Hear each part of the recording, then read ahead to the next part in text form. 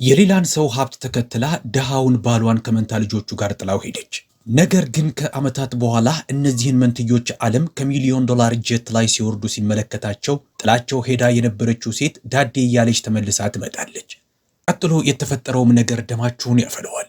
ቻናሉን ሰብስክራይብ ማድረግ እንዳትረሱ። እንደዚሁም ይህን አስተማሪ ቪዲዮ ብዙዎች ጋር እንዲደርስ ላይክ አድርጉ። ከየት ሆናችሁ እንደምትከታተሉንም ጻፉልን። አሁን ወደ ታሪካችን ቀጥ ብለን እንግባ። በሪችሞንድ ከተማ ውስጥ በእጅጉ አስፈሪ የሆነ ዝምታ ሰፍኗል።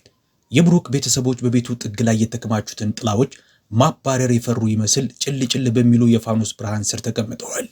ውጭ ዝናብ ሊጥል እያሽካካ ነው። ብዙም ሳይቆይም ካፊያው የመስኮቱን መስታወት መግረፍ ጀመረ። ነገር ግን በቤቱ ውስጥ ሊፈነዳ የደረሰ ሌላ ማዕበል ተነስቶ ኖሯል። ሊሊያን ብሩክስ በሩ ላይ ቆማለች። ሻንጣዋን ልክ መጀመሪያ አስቀድማ እንደመረጠችው መሳሪያ ግድግዳውን አስጠግታ ይዛለች። አንዳንዴ ወደ ውጭ ለመውጣት ስትል ያዘጋጀችውንና ቶማስ ለመግዛት አቅሙ የማይፈቅደውን የክት ደማቅ ቀይ ቀሚሷን ለብሳለች። ባሏ ቶማስ ከፊት ለፊቷ ተንበረከከ። ፊቱ በላብና በእንባ ረጥቧል። የእርሷንም አይኖች እያየ በጭንቅ ተማጸናት። የገበያ ስፍራው ላብና አቧራ ልብሱ ላይ አሁንም ተለጥፏል። በጭቃ የተጋገረው ጫማውም የቀኑን ታሪክ ይናገራል። ትከሻው እስኪጮህ ሸክም ሲሸከም ያሳለፈው ሌላ ቀን የመሆኑን ታሪክ። ግን አሁን ይህ አንዱም ነገር አላስጨነቀውም። ዓለሙ የልጆቹ ዓለም በዚህ ቅጽበት ሊተረተር ነው። ማያና ሊያ 1 ዓመት እንኳ በቅጡ ያልሞላቸው ልጆቹ አየሩን የሞላው ውጥረት ተሰምቷቸዋል። የማያ ትንሽ እጆች እየዳሁ ወደ እናቷ ጋር እያለቀሰች ስትሄድ፣ ሊያ ደግሞ በቶማስ ክንድ ላይ ሆና ተንሰቅስቃ ጮኸች። ቶማስ መለመን ሲጀምር ድምፁ ተንቀጠቀጠ። ጥላው ከሄደች ልጆቹን ብቻውን እንዴት ያሳድጋቸዋል? ነገር ግን የሊሊያን አይኖች ቅንጣት ርኅራኄን አላሳዩትም። ውጭ ቆሞ በሚለቀው ማብራት ሙሉ ቅጥር ግቢውን የሚያንቦገቦገው ጥቁር መኪና ላይ አይኖቿ ተተክለዋል። ከተቀባው መስኮት ኋላ አሁን የመረጠችው ሰው ተቀምጧል። በየቀኑ ቃል በሚገባላት አብለጭላጭ ነገሮች እጇን የሰጠችው ሀብታም ቢዝነስማን። ቶማስ ልብ የሚነኩ ቃላቶችን እየጠቀሰ ቢማጸናትም የሊሊያን ልብ ግን ሊራራለት አልቻለም። ሊሊያን ፊቷን አዙራ እንኳ ሳትመለከተው ሄደች። ከዛም የመኪናውን በር ከፍታ ድርግም አድርጋ ዘጋችው። ጎረቤቶች መስኮታቸውን ከፍተው ሁኔታውን እየተመለከቱ ነበረ። ፊታቸውን በመጋረጃው ከልለው፣ አንዳንዶች አንሾካሾኩ፣ አንዳንዶች አዘኑ፣ ሌሎች ደግሞ አፌዙ። ግን አንዳቸውም ለማስታረቅ ወይም ለመርዳት ጣልቃ አልገቡም። በቤት ውስጥ ቶማስ ልጆቹን አቅፎ ይዞ አወዛወዛቸው። የልብ ትርታቸውን ያረጋጋው ይመስል በጎርናና ግን በተረጋጋው ድምፁ በምሽቱ ውስጥ ለራሱ ቃል ገባ። እርሷ ጥላችሁ ብትሄድ እንኳ አባታችሁ በፍጹም ጥሏቸው አይሄድም። ውጭ ዝናቡ ዶፍ መጣል ጀምሯል። የሪችሞንድ ጥቁር ሰማይ የአባትን የማይነቀነቅ ቃል ኪዳን ውልደት ይመሰክራል። የገበያ ስፍራው ጎህ ሲቀድ ሕይወት ይዘራበታል። የድምፆች የክርክሮችና የፍላጎቶች ግጭት የሚደረግበት የጦር ሜዳ ይሆናል። ነጋዴዎች አንዳቸው በሌላኛቸው ላይ ይጮኻሉ። አየሩም በከብቶች በአሳዎችና በሰዎች ላብ ጠረን ተሞልቷል። በትርምሱ መሃል ቶማስ ልጆቹን በገረጣ ጨርቅ ጀርባው ላይ ያዙላቸው። ለስላሳና ሞቃት ትንፋሻቸው ትከሻውን እየመታው በሕዝቡ መሃል ኩርኩር ጋሪውን እየገፋ ተንቀሳቀሰ። የሚጎትተው ጋሪ በመጠን ከእርሱ የሚበልጥንና በጆንያ የተሞላ ነው። ጡንቻው ተወጣጥሯል። ሸሚዙም በላብና አቧራ ረጥቧል። ፀሐይዋ እንኳ ገና በደንብ ሳትወጣ የእጅ መያዣው ውሃ እስኪቋጠር ድረስ እጁን ቢቆርጠውም እርሱ ግን መያዣውን አልለቀቀም። እያንዳንዱን ግፊያ፣ እያንዳንዱን ጉርምርምታ፣ እያንዳንዱን እርምጃ የሚያደርገው ለማያና ሊያ ነበረ። አንዳንድ ጊዜ ድካሙ እይታውን ሲጋርደው ያንሾካሹክላቸዋል። አንድ ቀን ታመሰግኑኛላችሁ በማለት ሳቃቸውና ለቅሷቸው ወደፊት እንዲገፋ የሚያደርገው ነዳጁ ነበር። በፍጹም ለራሱ እየሰራ እንዳልሆነ ማስታወሻው ነው። ሲመሽ ነጋዴዎች ዕቃቸውን ሲሸክፉና የገበያ ስፍራውም ሲጨልም የቶማስ ሰውነት እረፍት ለማግኘት ጮኸ። ግን ምሽቱም ሌላ ፈተና ነበረው። በትንሽና ጠባብ ቤቱ ውስጥ መንታዎቹ ልጆቹን እንዲተኙ እሽሩሩ ማለት ጀመረ። ሆዱ በረሃብ ቢያጉረመርምም ሰምቶ እንዳልሰማ ችላ አለው። በመጨረሻ ልጆቹ ሲተኙ ጸጥታው ብቸኛ ጓደኛ ሆነ። ወለሉ ላይ ነቅቶ በመተኛት በግድግዳው ላይ የሚደንሱት ጥላዎች ላይ አፈጠጠ። ጭንቅላቱ ቀደም ብሎ ደርሶበት ስለነበረው ፌዝና ስላቅ እያሰበ ነው። ሚስትህ በጥበብ ነው የመረጠችው ሲል አንዱ ነጋዴ ተርቦት ነበር። ይህንንም ተከትሎ በዙሪያው ሳቅ ሆነ። ቶማስ ያኔ ምንም አላለም፣ ግን ዝምታው ከቃላቶቹ የበለጠ ጥንካሬን ተሸክሞ ነበር። ምሽቱ ረጅም ነበረ። እያንዳንዱ ቃል ሰውነቱን ቢቆራርጠውም የገባውን ቃል ግን ፈጽሞ አልተወም። ጎህ ሲቀድ በሌሊት ተነስቶ ሸክም ይሸክማል፣ ቅርጫቶችን ያነሳል፣ የሰዎችን ዘለፋም ይቋቋማል። ልቡ ቢበልዝም አልተሰበረም። የሚመታው አንድ ዜማን ብቻ ነበር፣ ፍቅርን። አንድ ቀን ማታ የቤቱን ቆርቆሮ ዝናብ እየነረተው ነበር። ውሃም በቀዳዳ ውስጥ እያንጠባጠበ በጭቃ ወለሉ ላይ ያርፍ ይዟል። ይህም በቤቱ ውስጥ የጭቃ ኩሬ ሰራ። ቶማስ ጭልጭል በሚለው የፋኖስ ብርሃን ሁለቱን ልጆቹን አቅፎ ተቀምጧል። የአየር ጸባዩ ቀዝቃዛ ነው። የደረቡት ለስላሳ ብርድ ልብስ ብርዱን መቋቋም ስላልቻለ ልጆቹ በብርዱ ተንቀጠቀጡ። ወደ ራሱ አጥብቆ አቀፋቸው። የረጠበ ግንባራቸውንም ሳመ። አለቀሰ። እንባው ከውሃው ጋር ተቀላቅሎ በፊቱ ላይ ፈሰሰ። ከዛም በሚስረቀረቅ ግን ጠንካራና ቁርጠኝነት በሚሰማበት ድምፅ እንዲህ አለ። ሀብታም ላልሆን እችላለሁ፣ ግን እጄ ሊገባ የሚችለውን ነገር ሁሉ ሰጣችኋለሁ። የመገፋትን ውርደት በፍጹም እንድታውቁ አላደርግም። እስትንፋሴ እያለ ይህ በፍጹም አይሆንም። ጎረቤቶቹ ዘወትር የምሽት ቃል ኪዳኑን ይሰማሉ። መጀመሪያ እንደጨነቀው ሰው ተራ ጉርምርምታ ቆጥረው ያልፉት ነበረ። ነገር ግን በጊዜ ሂደት እነዚህ ሹክሹክታዎች የሁለት ትንንሽ ሕፃናቶችን ዕጣ ፈንታ የቀየሩ ጠንካራ ቃል ኪዳኖች መሆኑ እየገባቸው ሄደ። ሕፃናቶቹ ማያና ሊያ የሚለው ቃል ባይገባቸውም ግን የልብ ምቱ ጎላ ባለ ድምፅ እየተናገረ እንደሆነ ተረድተዋል። የቶማስ ልብ በድካምና በቁርጠኝነት ተቃጥሏል። አብለጭላጭ ወርቅ ብላ ጥላቸው የሄደችው ሴት አሸናፊ ሆና በፍጹም አትመለስም ሲል ቆርጧል። ማዕበሉን አውሎ ነፋሱን ይፋለማል። መራብ ካለበት ይራባል፣ መድማት ካለበት ይደማል። ግን ልጆቹ ከፍ ይላሉ። የዛን ዕለት ምሽት ዝናቡ በኃይለኛው እየጣለ ቢሆንም የቶማስ ልብ ግን ወደማይሰበር ብረትነት ተቀይሮ ኖሯል። የገበያ ስፍራው የቶማስ የጦርነት ሜዳውና ቅዱስ ስፍራ ሆነ። የምታንገበግበው ፀሐይ ስር የሩዝ ጆንያዎችን፣ የፍራፍሬ ቅርጫቶችንና ሌሎች ጉልበት የሚያብረከርኩ ሸክሞችን ሲሸከም ይውላል። ላብ በጀርባው ላይ ይንቆረቆራል። ትከሻውም መጨረሻ በሌለው ሥራ አማካኝነት ጠባሳ በጠባሳ ሆኗል። አንዴም ግን አማርሮ አያውቅም። በጀርባው ላይ አዝሏቸው ሁሌ የሚሄዳቸው ልጆቹ በገበያው ላይ መለያ ሆነዋል። ነጋዴዎች ሥራውን ሲጨርስ ሳንቲሙን እያዘኑ እጁ ላይ ያስቀምጡለታል። እርሱ ግን ሳይለምን በኩራትና በክብር የልፋቱን ውጤት ይቀበላቸዋል። በዚህም ቀኑ ጠዋት ሸክሞችን ሲሸከም ይውልና ማታ ልጆቹን ለማስተኛት እሽሩሩ እያለ ቃል ኪዳኑን በሹክሹክታ እየነገራቸው ያድራል። ውሃ የቋጠሩ እጆቹን ወደ ጡንቻውና ወደ ጥንካሬው ቀየራቸው። በምሽት ሰውነቱ እረፍት ለማግኘት ሲጮህ ማያና ሊያን የምርቃን ጋዋን ለብሰው ዓለም እያጨበጨበላቸው ሲሄዱ በምናቡ ይስላል። ይህ ህልሙም ጋሻና ጥሩሩ ሆነ። ገበያው አፌዘበት፣ ፈተነው፣ ጠባሳም ሰጠው። ግን ደግሞም በይዶም ሰራው። እያንዳንዱ የተቋቋመው ስድብ፣ እያንዳንዱ የተሸከመው ሸክም፣ እያንዳንዱ ያገኘው ሳንቲም የልጆቹ የወደፊት ዕጣ ፈንታ መሰረት ላይ የሚጣል ጦብ ነበር። በዚህ ሁሉ መከራና ስቃይ ውስጥ ከስቃዩ በላይ ቃሉ ብሩህ ነበር። ማያና ሊያ 5 ዓመት ሲሞላቸው የቶማስ መስዋዕትነት የመጀመሪያውን ፍሬ ያፈራ። ባጠራቀመው በእያንዳንዱ ሳንቲም ምግብ እየዘለለ አዲስ ከመግዛት ፋንታ ልብሱን እየጣፈ ያጠራቀመውን ሳንቲም ተጠቅሞ በአካባቢው በሚገኝ የመንግስት ትምህርት ቤት አስመዘገባቸው። ትምህርት ቤቱ በር ጋር ልጆቹን ይዞ ሲደርስ ወላጆች ተመልከቱት፣ ብቻውን 2 መንታ ልጆችን እያሳደገ ሲሉ አጉረመረሙ። ግን ቶማስ ፈገግ ብቻ አለ። ልጆቹ ወደ አዲስ ዓለም ሲገቡ ሲመለከትም ልቡ በኩራት አበጠ። መምህራኖች የልጆቹን ተሰጥኦ ወዲያውኑ ነበር ልብ ማለት የጀመሩት። የማያ ስለ አእምሮ ለቁጥሮችና ለሐሳቦች ፈጣን ሲሆን፣ ሊያ ለሳይንስና ለግኝት ያላት ጉጉት ከፍተኛ ነው። ጎልተው ወጡ። በልብሳቸው ሳይሆን በእውቀታቸው፣ በጉብዝናቸው። ሁልጊዜ ከሰዓት ቶማስ ልብሱ በአቧራና በላብ ጨቅይቶ፣ ግን ቀኑ ገና እንደተጀመረ ሁሉ ፈገግ ብሎ ይጠብቃቸዋል። ልጆቹ እየሮጡ ሄደው በእቅፉ ውስጥ ሲገቡ የሚያሰሙት ሳቅ የትምህርት ቤቱን ቅጥር ግቢ ይሞላዋል። አባባ እናኮራሃለን ይሉታል በየዋህ እርግጠኝነት። የቤት ስራቸውን በናፍጣ ኩራዝ ስር ሆነው ይሰራሉ። ሌሎች ሁሉ ሲተኙ ቶማስ ካጠገባቸው ቆሞ እያንዳንዱን ጭረታቸውን ያበረታታል። እያንዳንዱን የሂሳብ ስሌታቸውን፣ ሙከራቸውን፣ የሚሞነጫጭሩትን ነገር ሁሉ ጎበዝ እያለ ያበረታቸዋል። ቃሉ ኮምፓሳቸው ሆነ። ትምህርት ዓለምን የምታሸንፉበት መሳሪያችሁ ነው የሚላቸው። በእነዛ ቅጽበቶች ውስጥ የሚከፍለው መስዋዕትነት ቀለል አለው። ሊሊያን ጥላቸው ከሄደች ጀምሮ ለመጀመሪያ ጊዜ ቶማስ ባገኘው ሀብት ሳይሆን በልጆቹ ብሩህ አእምሮ ደስታ ተሰምቶት ልቡ ሞላ።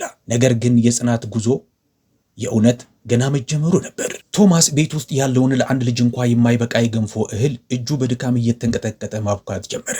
ከአጠገቡ ማያና ሊያ እግራቸውን አነባብረው ተቀምጠው አይናቸውን በልጥጠው እያንዳንዱን እንቅስቃሴውን ይከታተሉ ነበር። ምግቡን አቀረበላቸው። ሳይጠግብ የጠገበ በማስመሰልም ምግቡን እንዲበሉ ለእነርሱ የራሱንም ፋንታ ሰጣቸው። ልጆቹ ግን የአባታቸውን መዋሸት ስለተረዱ እንዲበላ ምግቡን ወደፊት ሲገፉለት ገበያ ስፍራው ላይ መብላቱንና መጥገቡን ነገራቸው። ልጆቹም የጉንጮቹን መሰርጎድ ተመልክተው እነርሱ መብላት እንዲችሉ ሲል አባታቸው እየተራበ መሆኑ ገባቸው። የዛን ዕለት ማታ ልጆቹ አጠገብ ለአጠገብ ሲተኙ ሁለቱም በቁርጠኝነት አባታቸውን እንደሚረዱ ቃል ገቡ። ረሃብ እየሰበራቸው አልነበረም፣ እየቀረጻቸው እንጂ። ውጭ ጎረቤቶቻቸው የብሩክ ቤተሰቦች ከድህነት በፍጹም አይነሱም በማለት ሲያንሾካሽኩ በማያና በሊያ ልብ ውስጥ ያለው እሳት የበለጠ አይሎ ተቀጣጠለ። በትምህርት ቤት ውስጥ ልጆች በቅጥር ግቢ ውስጥ ሲስቁና ሲጫወቱ ሁለቱ መንትዮች በክፍል ውስጥ ተቀምጠው እየጻፉ ነበር። የሊያ አይኖች የማሽን ዲያግራሞችን ስትስል ያበራሉ። ለፈጠራና ግኝት ያላት ፍቅርና መማረክ አዳዲስ ትምህርቶችን በምትማር ቁጥር የበለጠ እያደገ ነበር። መምህራኖቿን ቆም ብለው እንዲያስቡ የሚያደርጉ ጥያቄዎችን ትጠይቃለች። የማወቅ ጉጉቷ የሚረካና እረፍት የሚሰጥ አልነበረም። ካጠገቧ ደግሞ ማያ የመማሪያ ደብተሯን በሐሳቦች ሞልታቸዋለች። ምናባዊ ሱቆችን በመሳል የይስሙላ ዕቃዎችን የዋጋ ተመን አስቀምጣላቸዋለች። ሌሎች በሚያዘናጉ ነገሮች ውስጥ ገብተው ሲዳክሩና ጊዜያቸውን ሲያባክኑ ማያ የወደፊቷን እየሳለች ነበር። መምህራኖቻቸው ይህንን ልብ ብለዋል። ከትምህርት ቤት በኋላም ስለ ብሩክ መንትዮች ያንሾቃሹቃሉ። ጉብዝናቸው ጎልቶ ወጣ። ባህሪያቸውና ስነ ምግባራቸው ማቻ አልነበረውም። ቤት ሲመለሱ አባታቸው የተሰጣቸውን አሳይመንትና የቤት ስራቸውን ያይላቸዋል። ምንም እንኳን ብዙ ማንበብ አይችልም፣ ውጤታቸውን በማየትም ይኮራል። ማበረታቻው ለምን ጠንክረው መስራት እንዳለባቸው ሁሌም ያስታውሳቸዋል። የክፍል ጓደኞቻቸው በማምረራቸው ላይ ያፌዙባቸዋል። በተቀደደው ጫማቸው፣ በተጣፈው ዩኒፎርማቸውና በተራ ጨዋታዎች ላይ ለመጫወት አሻፈረኝ በማለታቸው ያሾፉባቸዋል። ነገር ግን ማያና ሊያ የዚህ አይነቱን የሚደርስባቸውን ጭካኔ በክብር ነበር የሚመልሱት። የአባታቸውን ላብና መስዋዕትነት በጀርባቸው ላይ እንደማይታይ ጥሩር ነበር የተሸከሙት። በምሽት በጋራ በሚጋሩት ፍራሻቸው ላይ ተኝተው በጨለማው ውስጥ ስለ ህልማቸው ያወራሉ። ሊያ ዓለምን የሚቀይር ማሽን ስትገነባ በምናቧ ትስላለች። ማያ ደግሞ ከላይ ስሟ የተሰቀለበት የመስታወት ህንፃ አባቷን የሚያኮራ ካምፓኒን ታስባለች። በትምህርት ቤት ውስጥ የሳይንስ ፈጠራ ውድድር ተዘጋጅቶ ወላጆች ሽክ ብለው ለብሰው በደንብ ሊታያቸው በሚችል ቦታ ላይ ተቀምጠዋል።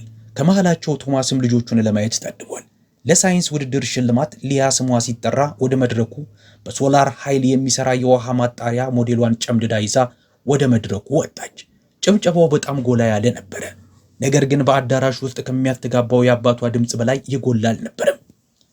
ሊያ አፈረች። ግን የአባቷ በእርሷ መኩራት ከየትኛውም ባውዛ በበለጠ ፊቷን ብሩህ አደረገው። ካፍታ በኋላም ማያ የቢዝነስ ውድድር አሸናፊ ተብላ ስሟ ተጠራ። የትንሽ ስኬል ሱቅ ሐሳቧ ዳኞቿን ማረካቸው። ፊኬቱን ይዛ መድረኩ ላይ እያበራች ቆመች። ከአዳራሹ ጥግ ላይ አባቷ እንባውን እያፈሰሰ ቆሟል። ጮኸ። ከጮኸቱም የተነሳ ድምፁ ጎርንኗል። ሌሎቹ ወላጆች በቡትቶ ልብሱና ባልተወለወለ ጫማው ሲያሾፉበት፣ ቶማስ ግን ደንታ አልሰጠውም። ያገኘችው ሰርተፊኬት በላብና በስቃይ እንደተገኘ የጦር ሜዳሊያ ሁሉ ልቡን በኩራት ሞላው። የዛን ዕለት ምሽት ወረቀቱን በኩራት ቤታቸው ካለው ትንሽ ጠረጴዛ በላይ ሰቅሎ በጣቱ ሰርተፊኬቱን በመዳሰስ እነዚህን ስሞች ዓለም አንድ ቀን ያውቃቸዋል ሲል አንሾካሾከ። ማያም ተጠግታው በመቆም ታሪካቸው ገና ጅምሩ መሆኑን ተናገረች። ለቶማስ ሰርተፊኬቱ ከወረቀትም በላይ ነው። ቃል ኪዳኑ በሕይወት እንዳለ ማረጋገጫው ነበር። ልጆቹን ስኬት እየተከተላቸው ቢሆንም ፌዙ ግን ቶማስን መከተሉን አላቆመም። በገበያ ስፍራ ውስጥ ሹክሹክታዎች ልክ እንደ ጥላ ይከተሉታል። ሰዎች በሱቃቸው ላይ ቆመው ሚስቱ ጥላው በመሄዷ ምርጫዋ በሳል ነው በማለት ያፌዛሉ። ልጆቹም ሲያድጉ እንደ ሚስቱ ጥለውት ሀብት ተከትለው እንደሚሄዱ መናገርና ማማት ጀመሩ። ቶማስ ሁሉንም ፌዛቸውን በዝምታ አለፈው። ግን ዝምታው ድክመቱ አልነበረም። ጥንካሬውን የት ማስቀመጥ እንዳለበት ቦታውን መምረጥ የሚችል መሆኑን የሚያሳይ ማስተዋሉ እንጂ። ሆኖም መንትዮቹ ፌዙን ሰምተዋል። በዚህ ጊዜ መንጋጋቸው ግትርትር አለ። ወደ ቤታቸውም አይናቸው እሳት ሞልቶ ድምፃቸው ስህተት መሆኑን እንደሚያረጋግጡ ለራሳቸው ቃል ገቡ። የዛን ዕለት ጠረጴዛውን ከበው ተቀምጠው ነበረ። ቆራጥነታቸው ከድካማቸው በላይ ስዕል ነበረ። ፌዞቹ የብሩክን ቤተሰቦች ሳሏቸው እንጂ አላዳከሟቸውም። መንትዮቹ ስኬት ለራሳቸው ብቻ ሳይሆን ለአባታቸው ክብርም ጋሻ እንደሆነ ገና በጊዜ ነበር የገባቸው። ተልዕኳቸው መነሳት ማደግ ብቻ አልነበረም፣ ይልቁንም የእርሱን መስዋዕትነት ለማፌዝ የሚሞክሩ ድምፆችን ሁሉ ማዘጋት እንጂ። 16 ዓመት ሲሞላቸው ማያና ሊያ ካቻዎቻቸው የሚለያቸውን ብስለት ተላብሰው ነበር ያደጉት። ጎህ ሲቀድ ከእንቅልፋቸው ነቅተው አባታቸው ወደ ገበያ እንዲሄድ ቁርስ በማዘጋጀት ያግዙታል። አሁንም በትምህርታቸው የላቀ ውጤት ማስመዝገባቸውን ቀጥለዋል። በእረፍት ጊዜያቸው እነርሱም ቀለል ያሉ ዕቃዎችን በመሸከም ያግዙታል። እጃቸው ውሃ ቢቋጥርም ግን ቁርጠኞች ነበሩ። ለዘላለሙ እንደዚህ እየሰራ መኖር እንደሌለበት ለራሳቸው ቃል ገቡ። አንዳንድ ጊዜ ቶማስ የሚሉትን ይሰማና ፈገግ ብሎ ትምህርታቸው ላይ ብቻ እንዲያተኩሩ ይነግራቸዋል። የክፍል ጓደኞቻቸው በትምህርት ላይ በማምረራቸው እንደወጣት ባለመጫወታቸው ሲያፌዙባቸው፣ እነርሱ ግን የጓደኞቻቸውን ሹፈት ችላ ብለው አይናቸውን በአባታቸው የጎበጠ ትከሻ ጠባሳ በሆነ እጁ ላይ ያደርጋሉ። በ17ኛ የልደት በዓላቸው ከአንዲት ትንሽ ቁራጭ ዳቦ ጋር ሻማ ለኩሰው ሲያከብሩ ቃል ገቡለት። በስኬት ጫፍ ላይ ደርሰው እናታቸው እነርሱን ጥላ በመሄዷ እንድትጸጸት እንደሚያደርጓት ነገሩት። ቶማስ አቅርቦ እያቀፋቸውና እየመረቃቸው ከዓይኖቹ ላይ እንባው ፈሰሰ። የምረቃ ቀናቸው ደረሰ። በምረቃ ስነ ስርዓቱ ላይ ቶማስ የልጆቹ ስም እስኪጠራ በትዕግስት እየጠበቀ ነበረ። የሊያ ስም በድምፅ ማጉያው ሲጠራ አዳራሹ በጭብጨባ ተሞላ። ወደ መድረኩ ሄዳ ሜዳሊያዋንና ሰርተፊኬቷን ተቀበለች። ከዛም ማያ በቢዝነስ የላቀውን ማዕረግ ተቀበለች። ሁለቱም ሴቶች መድረኩ ላይ ራሳቸውን ቀና አድርገው በፈገግታ እያበሩ ቆሙ። ቶማስም በእጅጉ ደስታውን ገለጸ። ከምረቃ ስነ ስርዓቱ በኋላ ማያና ሊያ ወደ አባታቸው ዘንድ እየሮጡ ሄዱ። የነጻ ትምህርት ዕድል ደብዳቤውን በእጁ ላይ አኖሩለት። ድምፃቸው በደስታ ሲቃ ተሞልቶ ነበረ። ሙሉ የትምህርት ወጫቸው ተሸፍኖ ብሔራዊ ዕውቅና ተሰጣቸው። ወረቀቱን በእጁ እንደያዘ እንባውን መቆጣጠር አቃተው። የረሃብ የውርደትና ማለቂያ የሌለው ሥራ ዓመታቶች ድንገት ትርጉም ሰጡት። የዩኒቨርሲቲ ካምፓሱ በረጃጅም ዛፎችና እንደ ዕውቀት ካቴድራል በቆሙ የመማሪያ አዳራሾች ተሞልቷል። ማያና ሊያ የዩኒቨርሲቲው ካምፓስ ውስጥ ገብተው ሁሉን ነገር በአግራሞት ተመለከቱ። ከኋላቸው ሻንጣውን እየጎተቱ ማያ ርቧት ልክ ለማደን እንደ ራባት አንበሳ ሁሉ የቢዝነስ አድሚኒስትሬሽን ለመማር አመለከተች። የማስታወሻ ደብተሯ በቻርቶች በስትራቴጂዎችና በስዕሎች ተሞልተዋል። ገና ባልተፈጠሩ ኩባንያዎች ምናብ ታጭቀዋል። ትምህርት በሚሰጥ ጊዜም በትኩረት ትከታተላለች። እያንዳንዱ ቃል ነዳጅ የሆነ ይመስል ሁሉ ብዕሯ በኃይል እያንዳንዱን ቃል ይከትባል። ይህ በእንዲህ እንዳለ ሊያ ላቦራቶሪዎች ውስጥ ገብታ ጠፋች። በግኝቶች ላይ አይኖቿ ያበራሉ። መንትዮቹ እስከ ምሽት ድረስ ያጠናሉ። ከዛም በትርፍ ጊዜያቸው ሥራ መስራት ጀመሩ። ሊያ በላቦራቶሪ ውስጥ ማገዝ ጀመረች። ማያ በሳምንት ውስጥ ማደግ የቻለች የኦንላይን ሱቅ ከፈተች። የሚያገኙትን ገቢን በጥንቃቄ ጠቅልለው ለአባታቸው ይልካሉ። ሁልጊዜ በከፈታቸው ቁጥር የቶማስ እንባዎች የገንዘብ ኖቶቹን ያረጥቧቸዋል። ልጆቹ ህልማቸውን እያሳደዱ እንኳ መጀመሪያ የሚያስቡት ስለ እርሱ ነበረ። የክፍል ጓደኞቻቸው ከሩቅ ሆነው ያደንቋቸዋል። ከሌሎቹ በተለየ ጊዜያቸውን በየምሽት ክበቡና በፓርቲዎች ላይ ከሚያጠፉት ማያና ሊያ ጥናታቸው ላይ ትኩረታቸውን አድርገዋል። በረሃባቸው በአባታቸው ውሃ የቋጠሩ እጆች ትዝታ ታስረዋል። ዩኒቨርሲቲው እንደ ባለ ተሰጥኦ ልጆች ነው የሚያያቸው። እነርሱም ራሳቸውን የሚያዩት ተልእኮ ላይ እንዳሉ ልጆች ነው። ይህንን በር የከፈተላቸው የአባታቸው ላብ ነው። እንዲዘጋ አያደርጉም። የብሔራዊ የሳይንስ ኤግዚቢሽን ስነ ስርዓቱ በደማቅ ሁኔታ ተዘጋጅቷል። ተማሪዎች በዳኞች ፊት ፈጠራቸውን እያሳዩ ነው። ካሜራዎችን ፕሮግራሙን በመቅረጽ በብሔራዊ ደረጃ በማስተላለፍ ላይ ይገኛሉ። ሊያ ፕሮጀክቷን ይዛ ቆማለች። በሶላር ኃይል የሚሰራ የውሃ ማጣሪያ ፈጥረዋል። ጣቶቿ ፓኔሉን ሲያዘጋጁ ተንቀጠቀጡ። ታዳሚው ቀላል ግን በሳል በሆነው ዲዛይን ተገርሞ አጉረመረመ። ዋና አሸናፊዋም እርሷ መሆኗን የሚገልጸው አዋጅ ሲነገር አዳራሹ በጭብጨባ ተሞላ። ጋዜጠኞች ተመሙ። ፎቶ አነሷት። ሊያ ዋንጫውን ይዛ እያፈረች ፈገግ አለች። ግን ልቧ ውስጥ ነጎድጓድ ተነስቶ ነበረ። ፈጠራዋ የገሃዱን ዓለም ኢንቨስተሮች ትኩረት ሳበ። ፈጠራዋንም ለማሳደግና በገንዘብ ለመደገፍ ብዙዎች ፍላጎት አሳደሩ። በከተማው ውስጥ የማያ የኦንላይን መደብር ጎን ለጎን የሚሰራ ሥራ መሆኑ ቀርቶ የበርካቶችን ትኩረት የሳበ ሆነ። ከአቅሟ በላይ የሆኑ ትዕዛዞች በፍጥነት ይመጡላት ጀመረ። በየሀገሩ ቢዝነሷ መስፋፋት ጀመረ። ከዕድሜዋ በላይ በሆነ ብስለት የመደራደር አቅሟ ከፍተኛ ነበረ። ለትርፍ ያላት ደመነፍሷም የሚካድ አይደለም። አንድ ቀን ማታ እህትማማቾቹ በትንሽ ዶርም ክፍላቸው ውስጥ ተሰባስበው የላፕቶፑ ብርሃን ፊታቸው ላይ አንጸባርቋል። ለቶማስ ደወሉለት። ድምፃቸው በሚነግሩት ዜና ሐሴት ተሞልቷል። ሊያ ሽልማቷን ከፍ አድርጋ ያዘች። አይኖቿ ያንጸባርቃሉ። ማያም መዝገቧን ዘርግታ እየጨመረ ያለውን ትርፏን አሳየችው። የአባታቸው ፊት በስክሪኑ ላይ ታየ። ፊቱ በእንባ ተሞልቷል። እነርሱ እንዲበሉ ሲል ተርቦ ያሳለፋቸውን ምሽቶች አስታወሰ።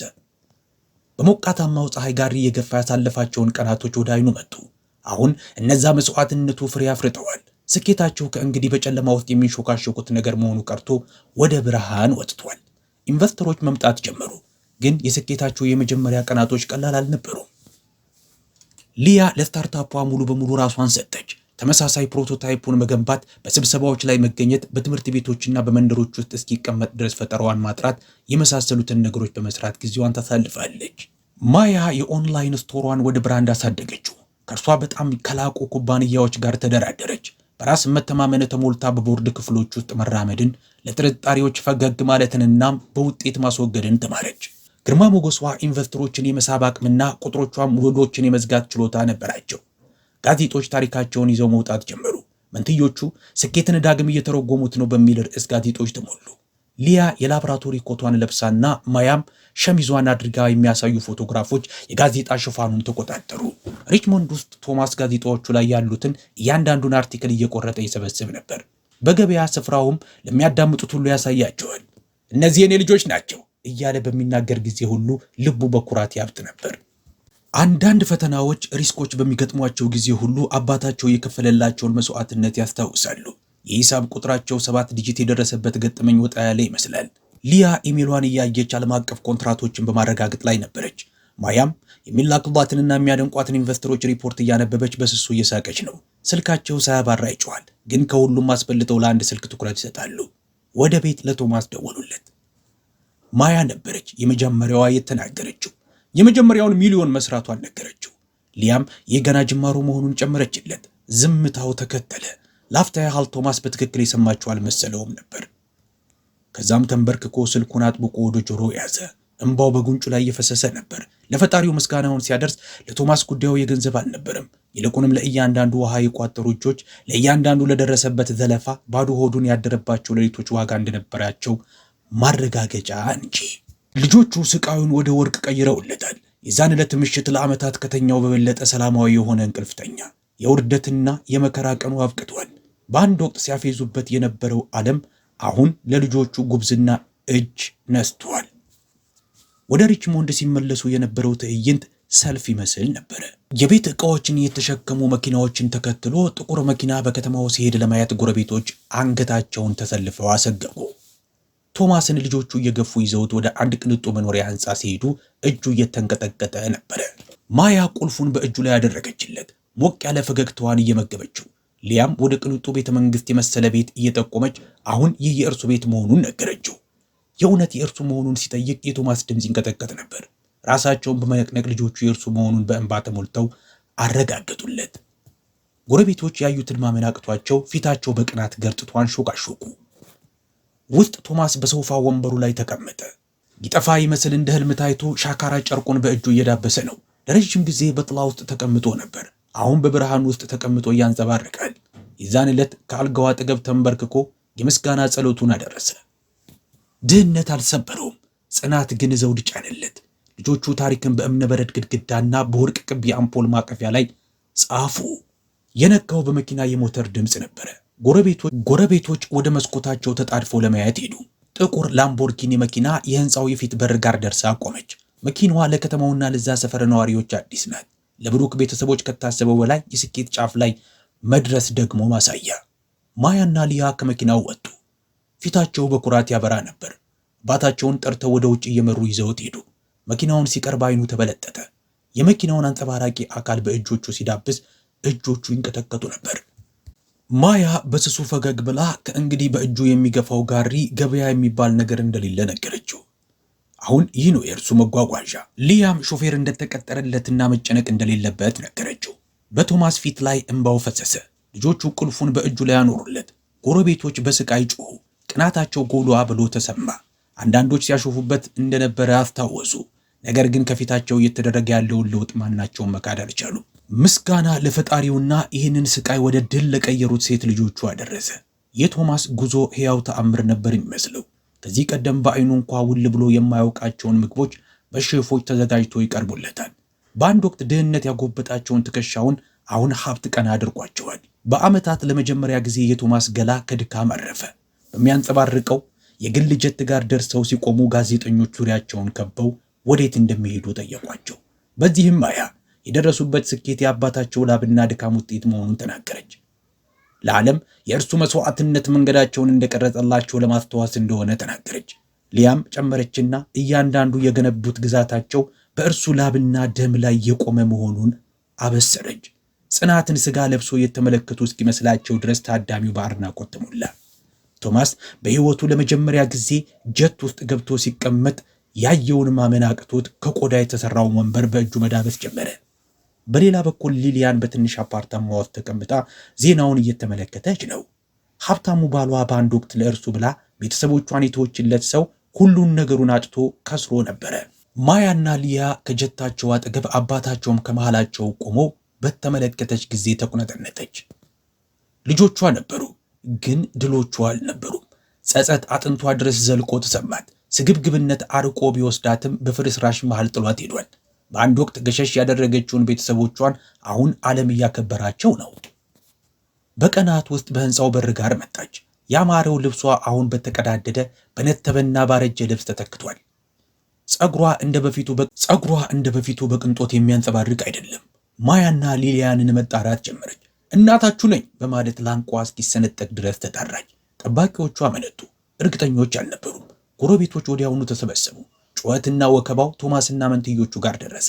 ድምጿን ሲሰሙ ፊታቸው ቅጭም አለ። ከዓመታት መጥፋት በኋላ ከደም ይልቅ ሀብትን አስበልጣ የመረጠችው ሴት በራቸው ላይ ደርሳ ቆመች። በመጨረሻ ማያና ሊያ በሩ ጋር ሲደርሱ በአካባቢው ላይ የነበረው ጫጫታ ጸጥ አለ። ሊሊያን ጥላቸው የሄደችበትን ቀን አስታወሰቻት። ገና መራመድ እንኳ ያልቻሉ ልጆችን ለእንግዳ ሰው አብለጭላጭ ሀብት ብለሽ ጥለሻቸው ሄደሻል አለቻት። የሊያ ድምፅ የበለጠ ጥልቀት ነበረው። እርሷ በሌለች ቤት ያሳለፉትን ችግር፣ ረሃብና መከራ እንደዚሁም የአባታቸውን ማለቂያ የሌላቸው የሚመስሉ ምሽቶችን አስታወሰቻት። ሊሊያን ተንሰቅስቃ አለቀሰች። ሰበብም አድርጋ ወጣትነቷንና ቂልነቷን አቀረበች። እባካችሁን ይቅርታ አድርጉልኝ፣ ከስኬታቸውም እንድቋደስ ፍቀዱልኝ ስትል ተማጸነቻቸው። የምንትዮቹ ፊት ፍንክች አላለም። ፊታቸው ከድንጋይ የተሰራ ነበር የሚመስለው። ይቅርታ ለሁሉም አይገባም አለቻት። ሊያም ጨመረችና አሁን አንቺ አታስፈልጊንም፣ አድገናል አለቻት። ቃላታቸው በሊሊያን ልብ ውስጥ ያለን አንዳች ተስፋ ጨፍልቆ ያወደመ ድንጋይ ነበር። መሬቱ ላይ እየተንከባለለች ተንሰቀሰቀች። ግን የህንፃው በር ፊቷ ላይ ተዘጋባት። ጩኸቷ በጎዳናው ላይ ያለ መልስ እንደ ገደል ማሚቱ እያስተጋባ ቀረ። ቶማስ ሁኔታውን ከሰገነቱ ላይ ቆሞ እየተመለከተ ነበረ። ቀስ እያለ ወረደ። እርምጃው የዓመታት ስቃዩን ሸክም ተሸክሞ ነበር። ከሊሊያን ፊት ሲቆም በአንድ ወቅት ያፈቅራት የነበረችዋ ሴት ፊት ሳይሆን የክህደት ጥላ ፊት የቆመ መስሎ ተሰማው። ድምፁ የዓመታት ስቃይን ተሸክሞ ነበር። እርሷ የሄደችለት ያሳለፋቸውን ብቸኝነት፣ የተቋቋመውን ረሃብ፣ የተሸከመውን ውርደት፣ ያለ እርሷ ምቾት ያሳደጋቸውን ልጆችን አስታወሰ። አለቀሰች። በስግብግብነት የታውሬ ነበረ። እባካችሁን አንድ ዕድል ስጡኝ ስትል ተማጸነች። ግን የቶማስ ቆራጥነት ጠንካራ ነበረ። ምርጫዎች ውጤት አላቸው አላት። ከቤተሰብ ይልቅ ሀብትን መርጠሻል። ያ ምርጫሽ አሁን ሊቀለበስ አይችልም። ጀርባውን ሰጥቷት ሲሄድ ከተሰበሰበው ሕዝብ መሃል የሲቃ ድምፅ ተሰማ። አለቀሰች፣ ተጣራች፣ ዞሮ አላያትም። ለቶማስ ይቅርታ በዝምታ ውስጥ ሊኖር ይችላል፣ እርቅ ግን በፍጹም አይመለስም። በማግስቱ ሊሊያን ተመልሳ መጣች። ድምጿ ጎላ ብሎ ነበር። በዚህ ጊዜ በእጇም የቤቱን በር እየመታች ነበረ። እንደ እናት መብት እንዳላት በመናገር እንዲያስገቧት ጠየቀች። ማያና ሊያ በድጋሚ መጡ። ሊያም በተራቡ ጊዜ የመብቷ የት እንደነበረ ጠየቀቻት። የማያ ድምፅ ቅላጼ እንደ መስተዋት ስል ነበረ። እናትነት ሲመች የሚጠይቁት መብት አይደለም አለቻት። የሊሊያን ፊት ተኮሳተረ። ሕጉ እንደሚደግፋትና ከንብረታቸው መካፈል እንደምትችል ተናገረች። ሕዝቡ ተንጫጫ። ብቸኛ ያለብን ዕዳ ዝምታ ብቻ ነው አለች ማያ። ጠባቂዎቹ እየጎተቱ ይዘዋት ሄዱ። ጮኸች፣ እየደነፋችም አስቸገረች። በመጨረሻ ማያ ፖሊስ ጠራች። አሁን ጉዳዩ የቤተሰብ ብቻ ሳይሆን የገነቡትን ነገር ሁሉ የመጠበቅም ነበር። ፖሊሶች መጡ። ጠባቂዎቹ ማስረጃ ሰጥቷቸው ከጎረቤቶችም የምስክርነት ቃል ተቀበሉ። በዚህ ቤተሰብ ላይ ምንም መብት እንደሌላት የሚገልጸውን የፍርድ ቤት ውሳኔ ያነበበላት። ቃላቶቹ ከየትኛውም ስድብ በላይ ቆረጣት። ልጆቼ ናቸው፣ የትኛውም የወረቀት ውሳኔ ደምነታቸውን አይፈቀውም በማለት ጮኸች። ተሸንፋ ሊሊያን መሬቱ ላይ ተንደፋድፋ ለቀሰች። ጎረቤቶች ጭንቅላታቸውን ነቀነቁ፣ አንዳንዶች በማዘን አንዳንዶች በንቄት። ፖሊሶቹ እየገፉ ይዘዋት ሄዱ። የብሩክ ቤተሰብ ከህንፃው ውስጥ በፋታና በሐዘን ስሜት አጠገብ ላጠገብ ቆመዋል። ከዓመታት በፊት የተጀመረው የክህደት ምዕራፍ በመጨረሻ በሕግ ተደመደመ።